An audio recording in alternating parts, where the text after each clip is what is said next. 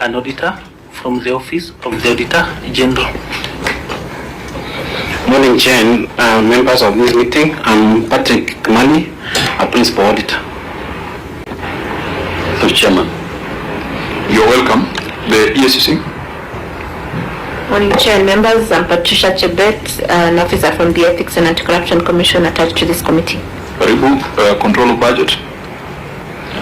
Good morning, Chair. My name is Gilbert Gachanja from the Office of Control of Budget and an officer attached to this committee. Karibu, and finally the National Treasury. Good morning, Chair. My name is Endith Kanata from the National Treasury. Those are the stakeholders on our side. Clerk, did we invite the County Assembly of Uasin-Gishu for this? Yes, Chair, we did. I'm informed this morning by the Clerk of the Assembly that his members are somewhere in South Sea attending legislative summits, that they're not able to come to this meeting. Okay, I think it then would be unfortunate that we cannot have the conversation together, yet the constitutional timelines apply to both parties. Governor Uasin-Gishu. Chair and members, good morning. Morning. This is Governor Uasin-Gishu County, Jonathan Bii. And I have my big team here. Just say your name and what you do in the county. Good morning, Honorable Chair and members. My name is Mika Rogon. I'm the... Good morning, Chair. I'm Mr. Eliud Kipkorir, the Chief Officer Finance, County Government of Uasin-Gishu. Good morning, Chair. Sila Rono, immediate former Director of Finance, current Secretary County Public Service Board. Thank you. Good morning, Chair and all members present. My name is Philip Meli, the County Secretary. Good morning, Chair. My name is Meto Sylvester, County Attorney. Good morning, Chair and honorable members. I'm Joseph Lagat, the CC Member for Roads and Public Works. Good morning, Chair and members. My name is Boaz Kimeli Bulbul, the County Solicitor. Good morning, Chair and members present. I'm Mary Kiaria, Internal Audit. Good morning, Chair. Josiah Major, Director, Liaison Uasin-Gishu. Good morning, Chair and members. I'm Lamai Jonah, Director of Revenue Management. Good morning, Chair. Sarah Siambi, the Head of Supply Chain. Good morning, Chair. My name is Nathan Koech, Director of Human Resource Management. Good morning, Chair. My name is Chelagat Caroline, Deputy Director Finance.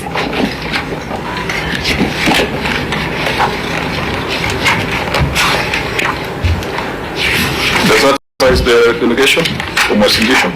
Yes, Chair. Okay, you are welcome to the Senate. We shall proceed with the next order. I also want to welcome the members of the press who are present.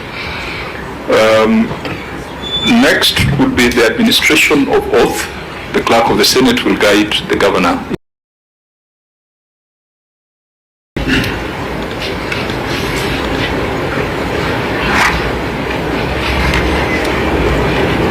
Of the matters before the committee shall be the truth, nothing but the truth, so help me God. As you sent your responses in advance, you will need to table them formally.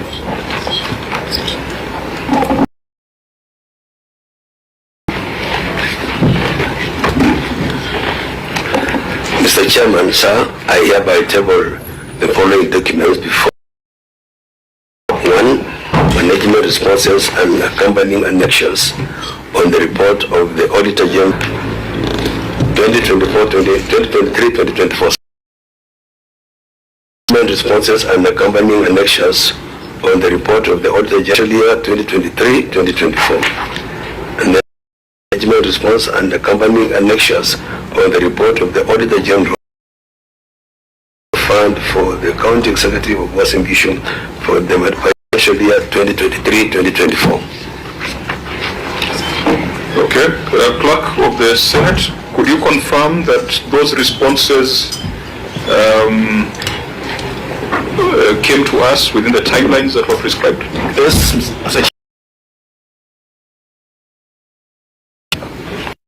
And Auditor General, would you confirm that you have been able to...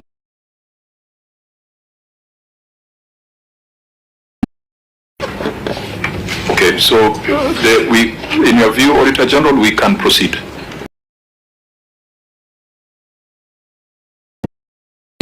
We have 3 reports to consider. The report of the receiver of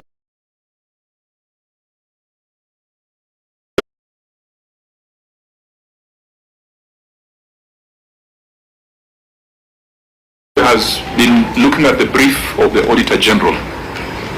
The Auditor General carries out the audit. They are the professionals, they have the tools, they have the constitutional mandate, they have the power to compel the production of records and evidence. The Auditor General was in Uasin-Gishu, and they brought a report to the Senate on the 31st 2024 in compliance with the requirements of Article 229 of the Constitution of Kenya. The Senate is now the report of the Auditor General. In our understanding, the actual technical and professional audit ended when the report was tabled on the 31st of December. What Parliament now needs to do is to debate, consider the report, and take appropriate action. Starting with the report of the County Executive of Uasin-Gishu, I think it's the longest one. The Auditor General had raised 46 issues. In a preliminary brief, the Auditor General has reported that subsequently they have found evidence that could support the resolution of 10 still stand. Numbers. There are of the 46, the auditor has been provided with evidence to justify expenditure on 28 issues. And I'm very careful, I'm not using the word resolved. The auditor has been supplied with evidence, which was not supplied at the time of audit. 8 additional issues, the auditor has been supplied with evidence, which partially resolves the issues that, or which partially justifies the non-conformances or addresses the non-conformances that he raised. But 10 are completely unaddressed. Of the 10 that remain completely unaddressed, the first one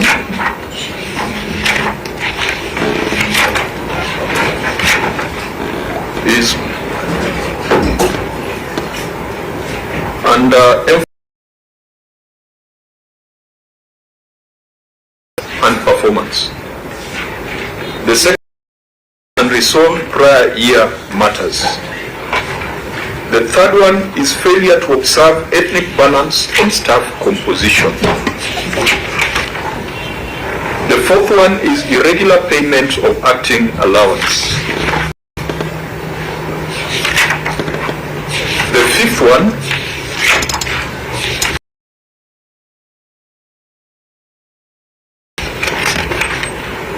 is prolonged delays in upgrading of 64 Stadium. Next is irregular extension in the upgrading of 64 Stadium. Next is misstatements, irregularities, and construction of Bororwa Agricultural Training Center. And finally, control weaknesses in asset management. Out of the 10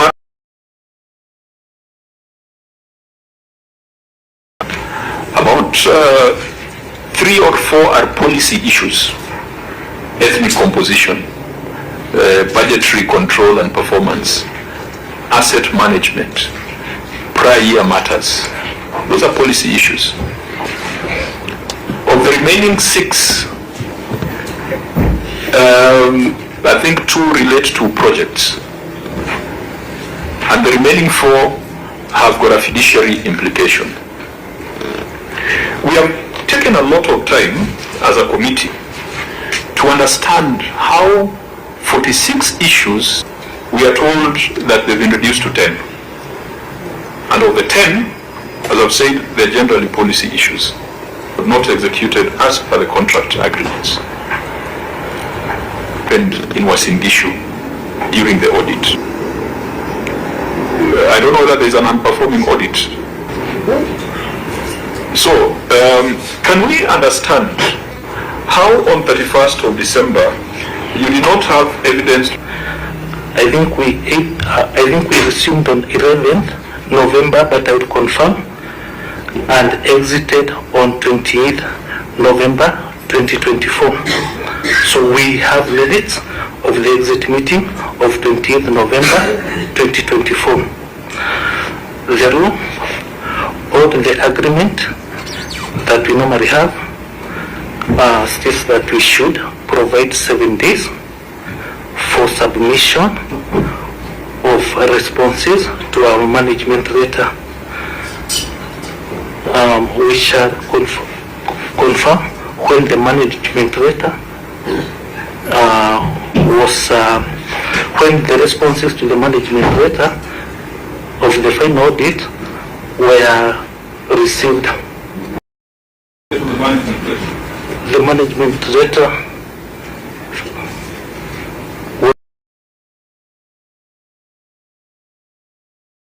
audit management letter, it's in the system.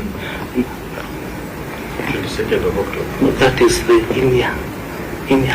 Yes, in the India management letter was issued on the 22nd October. So we shall confirm the date of the final audit management letter, final audit management letter, when it was issued and when the responses were received. So before we are through here, we shall confirm the dates.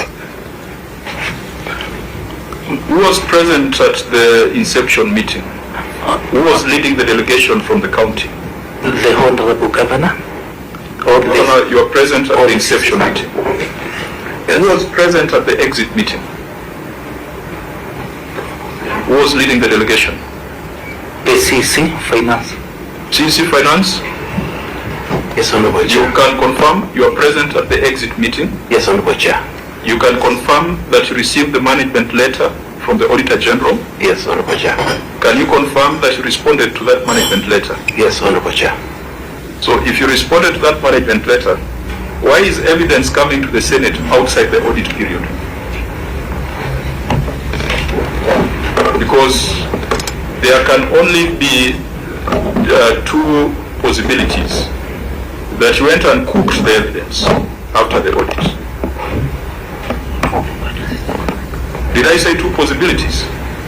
It appears there's only 1 possibility. Why was evidence not provided to the auditor during this very detailed process from 22nd of August 2024 all the way to December? For us to come to the Senate and all of a sudden we are told that now we have evidence to support 38 of the highlighted audit issues. Thank you, Honorable Chair. Honorable Chair, as confirmed by the auditor, they are also working under a tight schedule. But the audit, what happened, Honorable Chair, is that the audit, during the audit, normally the auditor engages the departments, the respective departments. Respective departments, Honorable Chair, have files. They have a file, the departmental file. So we have 2 files. We have the file that remains with the department, and then eventually 1 file that goes for final payment. So during the engagement, Honorable Chair, during the audit exercise, the auditor and the department were engaged and looking at the documentation. However, Honorable Chair, the file that is complete, that is fully complete, that has everything, is the final file that we use for payment. And that file, those files, Honorable Chair, are with the finance department, the payment section. Honorable Chair, so during that engagement, the department and the auditor were relying largely on file, but we had other files that also had other additional information. Honorable Chair, I think the phone was on our part. We pick up with the team and say, going forward, the file that should be given to the auditor is the payment file, which has completely everything which has gone through examination process and all that. The reason why we keep the other file, the departmental file, which has basically almost everything, but it will lack some other critical information, is for the department when they are doing their monitoring and evaluation or they are managing the project, they use it. So it has basically 90% of the document. But the final file, the payment file, is kept and is securely kept by finance payment. CC, I do not feel like you're addressing our concern. You're describing trees. We're interested in the forest. The Auditor General came, all those processes, all those technicalities you're talking about, you're aware of them. For example, the auditor made a finding that you spent 5,465,500, for example, on page 3, issue number 3, just to demonstrate, unsupported health expenses for commissioning of Mama Rachel Maternity Hospital. That you spent 5.4 million relating to the commissioning of Mama Rachel Maternity Hospital, but you are not able to support it. If the auditor has given you a management letter or a draft certificate with that finding, isn't your responsibility to go to whichever department you're talking about and get the supporting documentation for the 5.4 million? Isn't it? Is that a legitimate expectation? Yes, it is, Honorable Chair. Why was that not done? It is, if we take this as an example. It is, Honorable Chair. The auditors work with a system with the timelines. By the time actually we realized that what they were looking for, whatever documents they were looking for were in the payment file, the time had lapsed. And you know, when the time has lapsed, Honorable Chair, they will not accept. But we later on produced, and I have said, Honorable Chair, that this is something that we picked, and we said going forward, the file that will be given to the auditor during audit should be the payment file, which has completely everything. It has passed through all the processes, checks for it to be paid, and that is the file that has everything, and that is the file that is normally is a secure file under the chair, for reason that we don't want any document to get lost. So we acknowledge. So for that reason, you allow the auditor to publish that you spent 5.4 million on commissioning Mama Rachel Hospital and it could not be supported, and therefore it amounts to theft of public funds because of inefficiencies in records management, because of inefficiency in information management systems within Uasin-Gishu. Honorable Chair, we have picked that, we acknowledge that, and as I said, Honorable Chair, it will not happen because I showed immediately the auditors before, but we are showing them when the time, they're using a system that it moves. So going forward... if you went to court and told the judge that, I'm sorry I committed the crime, but it will not happen again, it does not stop the judge from sentencing you. It will not happen is not a parliamentary explanation for any act of commission. Vice Chair. Yeah, thank you, Chair. Not availing information in good time is an infraction under the law. So just speaking from the example that has been given by the Chair, the auditor is doing his audit, maybe in a room, and engaging the people from the Department of Health. Maybe you're saying they have some documents, and the Department of Finance also has some documents, and because it's an infraction of the law, you have to assist us while you're writing our report, where we shall pin this sin, because you need to pin the sin on the sinner. Now, this non-availing of these documents, whom shall we pin the sin on? Is it the Finance Department or the Health Department? Because I'm imagining if this room is being used by the auditor, and then maybe this room 9 maybe room 8 is the finance person, and is bodied there. Then room 7 we have the health guys. So how does it work? How is it that the finance department has documents and they cannot just come to the auditor? Are you the one who is supposed to go to the health department and bring the documents? Or is it the health person to bring the documents to the auditor? Because we want to know who dropped the ball during that audit process. Is it you or the health guys? Where do you pin that scene? Thank you, Honorable Chair. Overall, the responsibility of even managing the audit process lies with the finance department.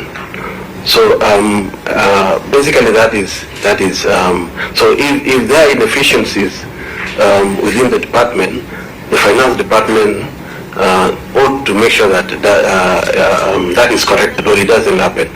But Honorable Chair, I'm saying almost that the file within the department is largely complete. But I'm not saying that as an excuse. It's largely complete. But the file that is with 100% paper, documentation is with finance. But in regard to your question, overall, finance department is the one to make sure that the audit process is smooth. Senator Wambua. Thank you, Chair. Two issues. One of those issues you don't have to respond to that. It's just an observation that I've seen His Excellency Governor. In the last session, I'm doing my second term in the Senate. In the last session, I fought very, very hard, extremely hard, with colleagues to make sure that Eldoret is conferred with city status. It was not easy. It was a battle. I just looked at the composition of the executive. I am not sure that fight was worth it. I just have to be honest with you. Chair, when you look at the composition of the executive of a city called Eldoret, that you and I fought so hard to confer city status, it's not a good reflection of a city. But that's a conversation for another day. Now, let's go back to the audit issues. Don Waziri, you put us in a very awkward situation. Awkward because you're saying you have two files here. There's one file that is almost complete. There's another file that is complete. There is an audit taking place in your county, which audit was opened by the governor and you closed it. But in the process of the audit, you choose, as you did, to avail the almost complete file and not the complete file. And now we find ourselves in a situation where, and I want to go back again to page 3, we have supported all the expenses of commissioning of Mama Rachel Maternity Hospital. So there's 5 million shillings there that whose expenditure is not supported. I want to put it to you on a CEC. First of all, that facility bears a big name. So when there is a semblance of fraudulent expenditure on a facility bearing that name, you know where that leads us. And you cannot stop people from talking. People will talk and will say, First Lady, 5 million shillings to each mandazi and open hospital. People will talk. And Senator Moruma is asking, we must punish or recommend action against someone. It cannot be, yes, we have learned. Yes, it's okay, you have learned. But who exactly, in your view, is responsible for this negative exposure? And secondly, Chair will also agree that even as we move forward, the stories of we have learned our lesson, it's important to learn lessons. But that cannot be the excuse why what we need to do cannot be done. Why do I say that? Let's all move with the understanding that once a certificate, an audit certificate is issued, that is the status of the entity under review within that year, and anything that anybody does a minute after a signature has been appended on the certificate becomes a subject of audit for the following financial year. So we cannot say, yes, it's okay, you have learned.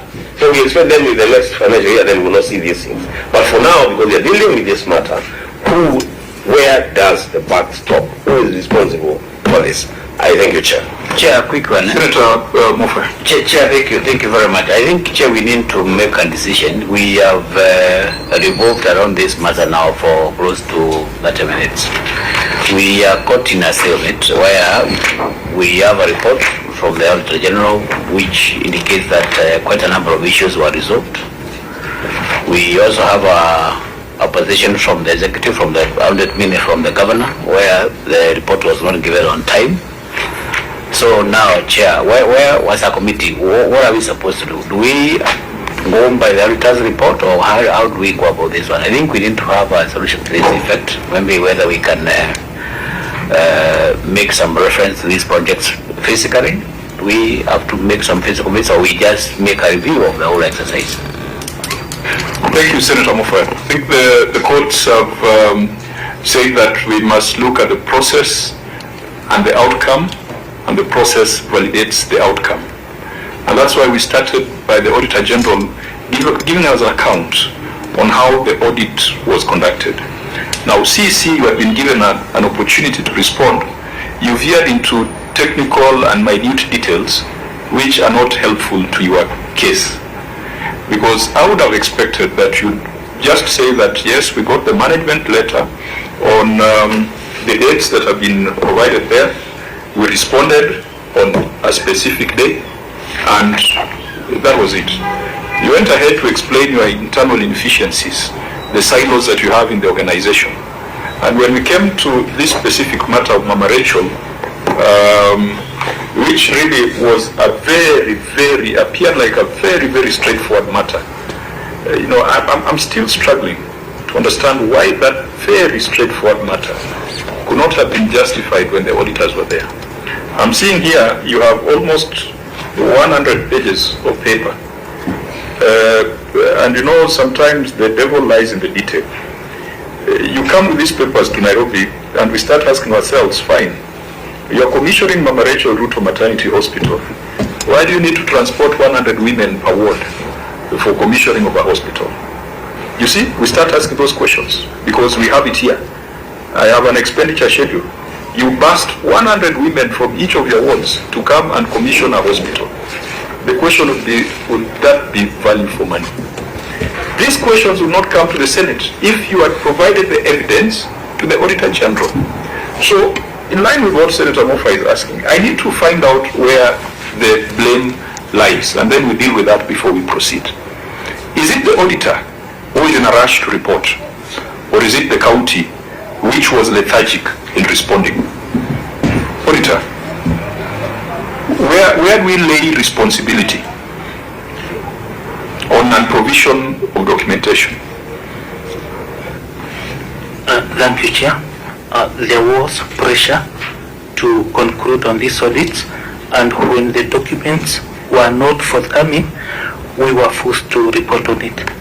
So are you owning up that you are the one responsible for a substandard audit?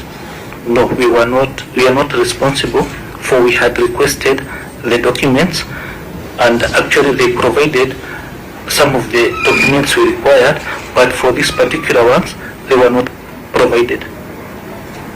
So had they been Auditor, I don't know whether I'm hearing you well. Where was that pressure coming from? And yet the constitutional timelines are in this constitution. They have not been amended for 10 years. Everyone knows. In your view, how did the pressure contribute to provision of the documents, in your view? Thank you, Honorable. We had the time to complete this particular audit was now much more constrained than we had initially planned or envisaged. To us, Chair. Isaiah, you are not giving me confidence, and you know you are our guy. You are a constitutional office. Patrick, can you tell us what the problem is? Because if you guys are the problem, we declare you a problem, and we deal with you. Chairman, thank you, Chair. The dates are set in the Constitution that within 3 months we must audit and report. The Constitution is very, very clear. So, after the management letter is done, the governor and the county is given 14 days within which to respond to the issues in the management letter. The management letter was issued and the date has been given and the response was received. When the draft report was given, the county did not respond in time. And when the 3 days that had been given by the Auditor General to issue the report elapsed, the certificate was signed. So the Auditor General was within the timeline that is given in the Constitution. Thank you, Chair. So the problem is with responsive during the audit period. I want to hear from Isaiah whether there was anyone. Thank you, Senator Wambua. The office completed by the 31st of December, which is the constitutional deadline.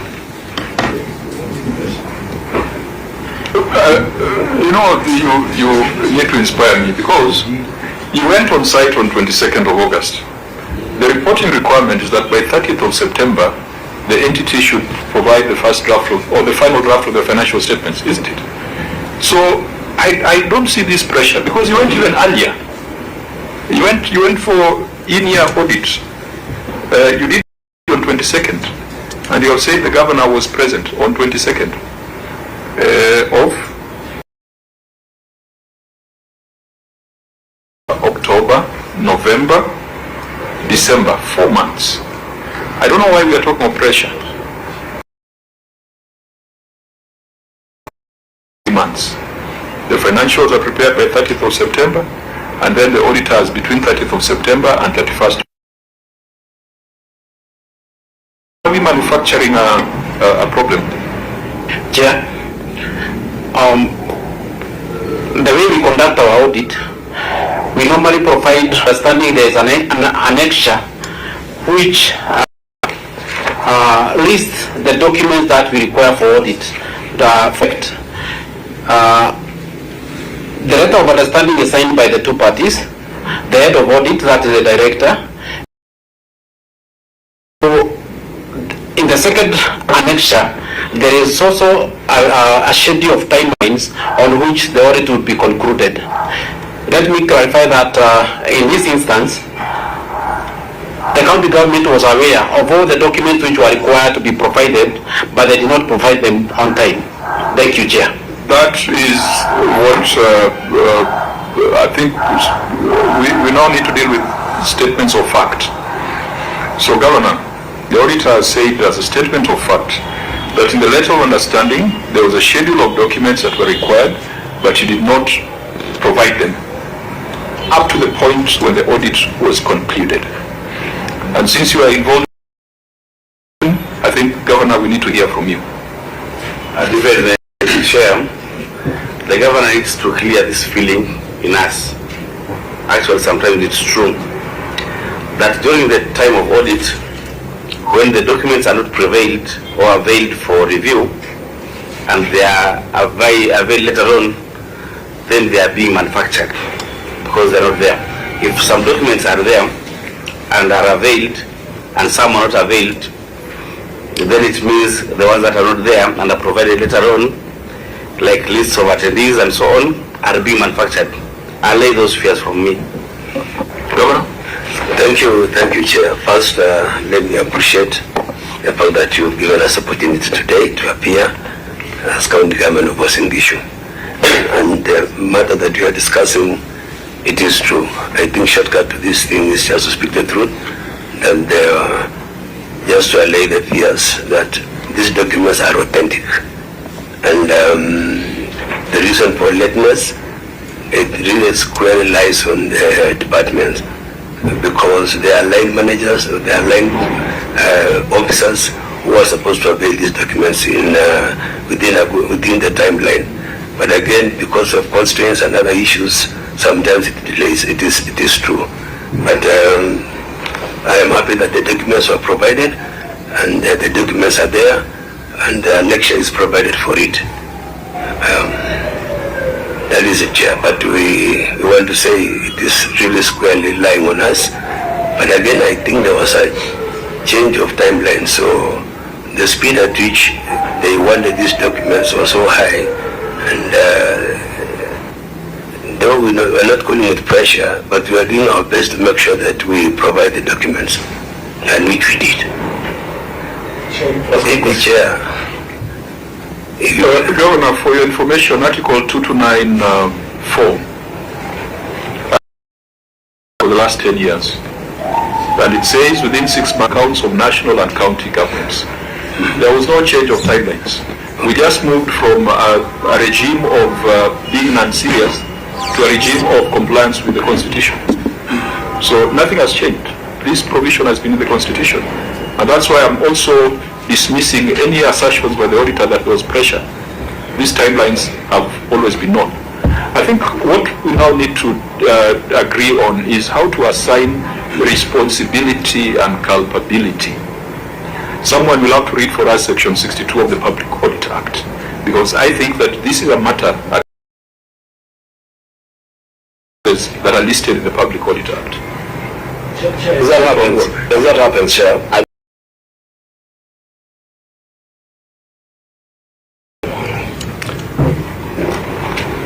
State officer.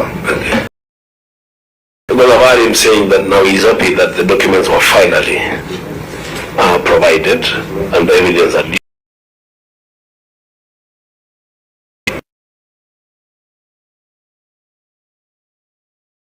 Documents that were made available after the closure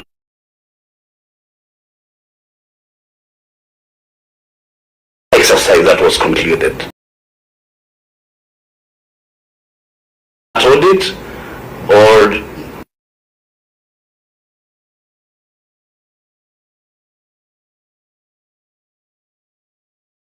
there had been a culture before, and I think there are dynamics on it that documents sometimes, to be honest, this is part of the problem that I'm dealing with, especially from the staff, especially you keep on chasing and keep on asking.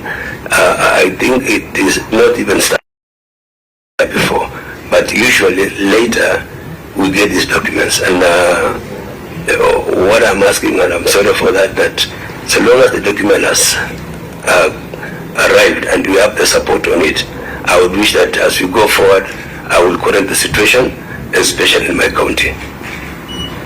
So what do we do with the certificate? We throw it away. No, what do we do? I mean, no, Senator. You know, we are also in a very awkward situation. You're telling us the documents have come after an audit has been concluded, a certificate has been issued. So what exactly are we supposed to do? Senator, thank you very much. Let the CEC clarify something, kindly, please. So Honorable Chair, so we are not saying the documents were not provided when the auditor was on site, I mean out of sight. The documents were actually provided when the auditor was still on site, but the timeline that the auditor works on, you know, you were given a certain timeline. If you don't provide within this specific timeline, it moves to the next process. It moves to the next step. So they were provided at that time when the auditor was on site, but because they have a system, I don't know what it's called, things, if you don't provide within a certain timeline, then it progresses. Was that timeline defined and clearly communicated to you? Yes, Honorable Chair. Did you comply with that timeline? Yes or no? No, Honorable Chair. So then the rest is moot. The rest is a story. The only story is a jabber. Legal, please read for us that provision of the Public Audit Act. Chair members, Section 62 of the Public Audit Act, subsection 1, a person shall not, A, without reasonable cause or lawful excuse, obstruct or hinder, assault or threaten a member of staff of the Office of the Auditor General or professional acting under this Act. B, without justification, fail to provide information required under this Act. C, without justification, fail to provide information within reasonable time that is required under this Act. D, submit false or misleading information. E, misrepresent to or knowingly mislead a member of staff of the Office of the Auditor General or professional acting under this Act, or interfere with or exert undue influence on any staff of the Office of the Auditor General or on any person authorized by the Auditor General to perform functions under this Act. Subsection 2. The person who contravenes subsection 1 commits an offence and is liable on conviction to a fine not exceeding 5 million shillings or to imprisonment for a term not exceeding 3 years or to both. Thank you. So, Governor, if you consider that Section 62, particularly B and C, without reasonable cause, does not provide records or information required to the Auditor General, it is an offence under the Public Audit Act. And we need to deal with some of these things so that we are sending a message to officers in counties that if your problem is your, fix it. If your problem is silos, fix it. If you have problems with hiding items, sack them.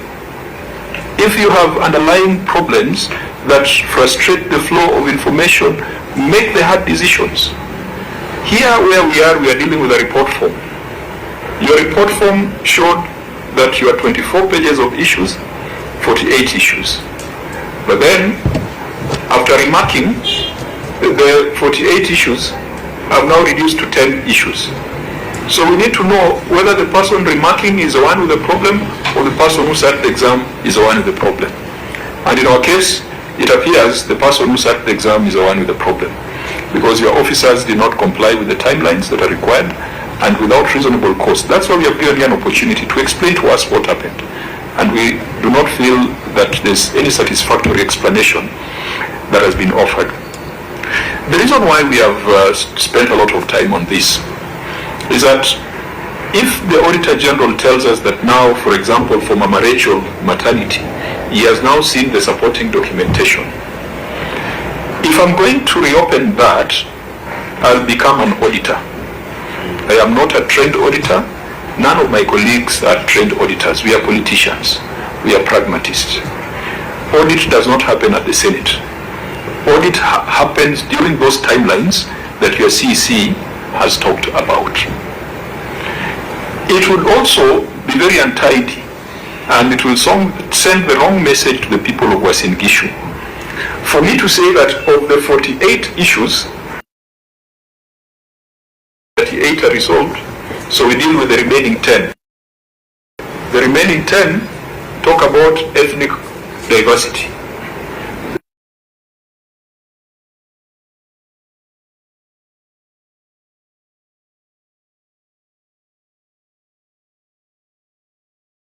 To Nairobi to discuss the ethnic composition of your staff. I mean, it looks like a waste of taxpayers' money, and yet those are the only residual issues remaining here. The other one is on budgetary control and performance. The other one is on asset management policy. The other one is on resolution of prior year issues. The only tangible thing that remains unresolved here is the 64 stadium. And sitting in Nairobi, there is no way we can say that a project in Eldoret has been resolved through paperwork. In case in Marsabit County, Marsabit a fish processing plant on on Lake Turkana. It was Marsabit, Turkana. And the Auditor General came and told us, I've seen the paperwork, the project is complete. When we got photos of the project, the fish processing plant was right in the middle of Lake Turkana. It had been swallowed by the lake. And on paper, resolved. So I want to perhaps propose a certain direction. Number one, we must apply Section 62 of the Public Audit Act. And those persons who had responsibility of providing documentation to the Auditor General and have failed to justify why they did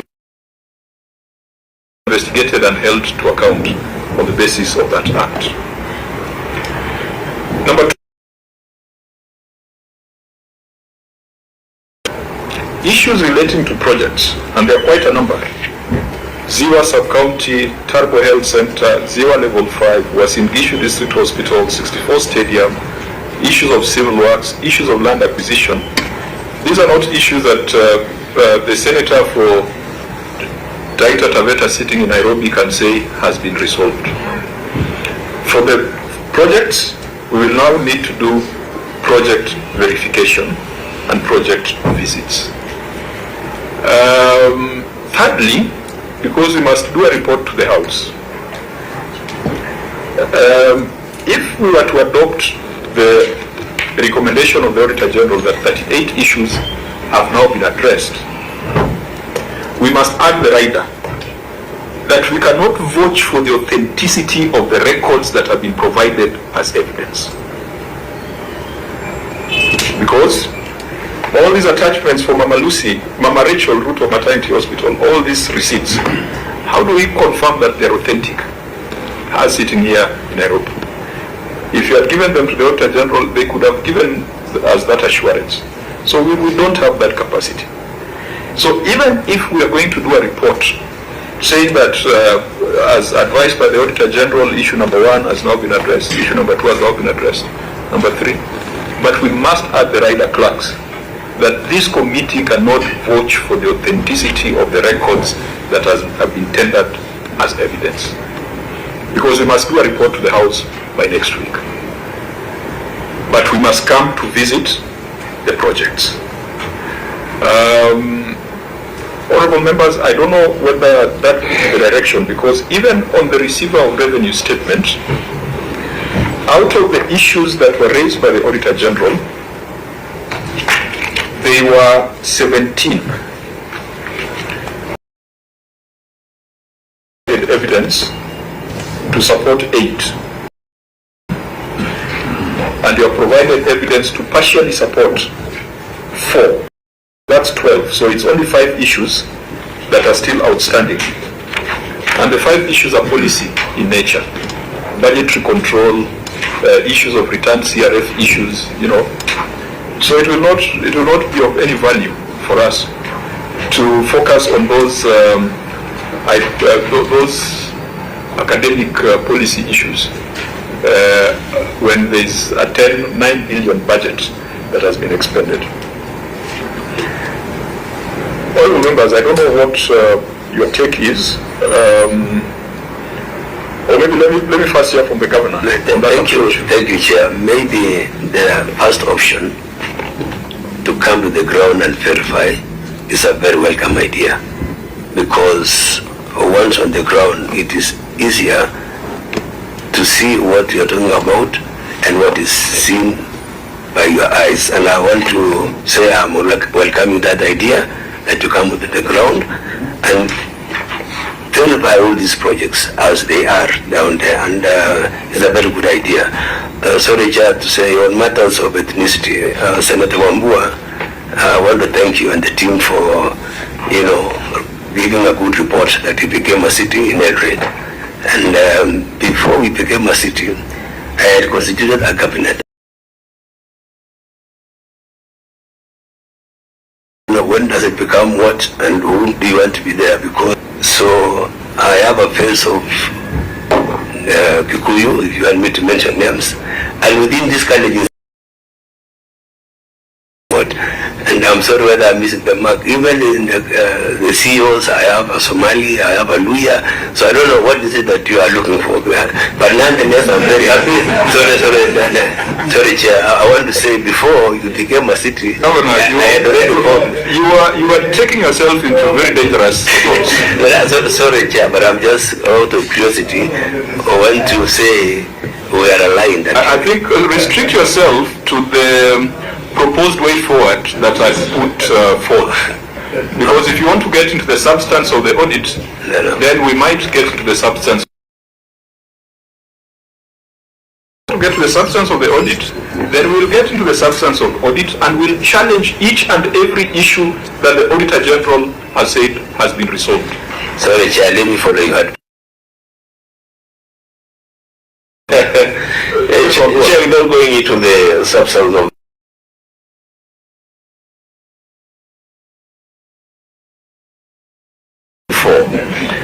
and it's a good challenge, I will take it.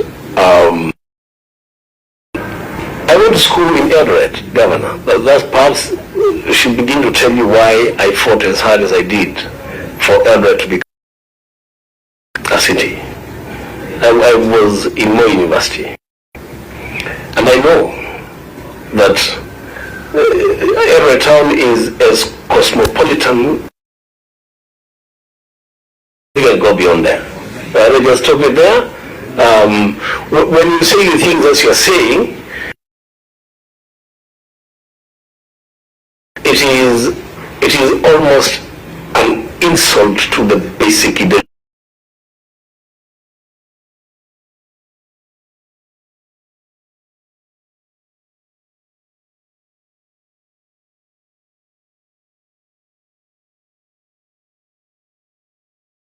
Then that's your problem. I think we said at our last meeting that when you're a city, your thinking must be different.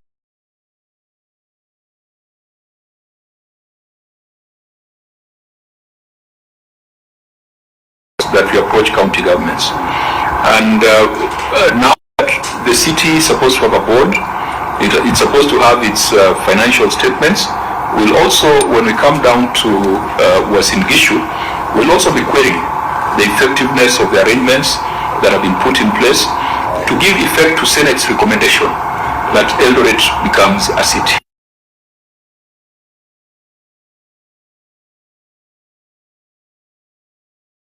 And to the people of Uasin-Gishu, if we came to the ground and did a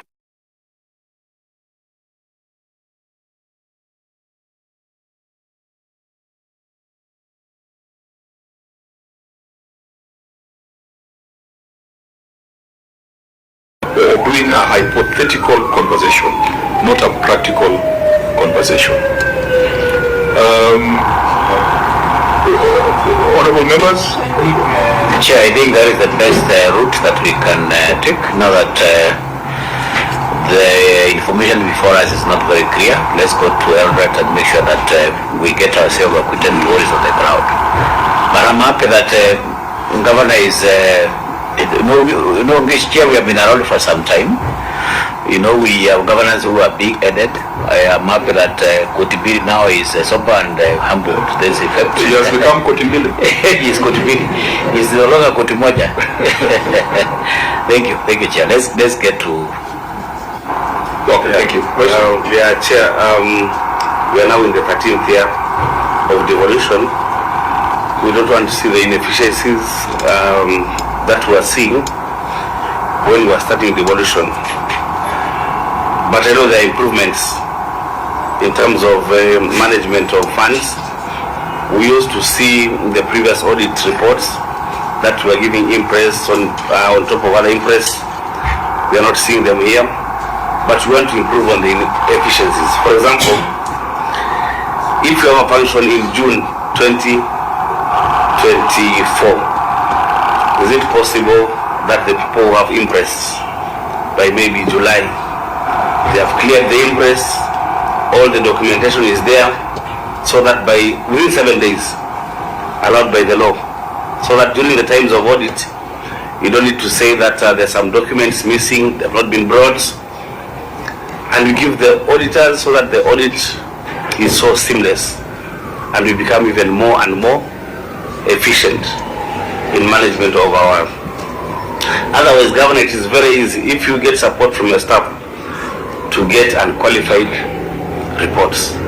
Otherwise, with these mistakes, wafanye kidogo tu and you'll see results. Thank you, Senator. Through the chair. So for avoidance of doubt, these are our directions that whereas the Office of the Auditor General has been provided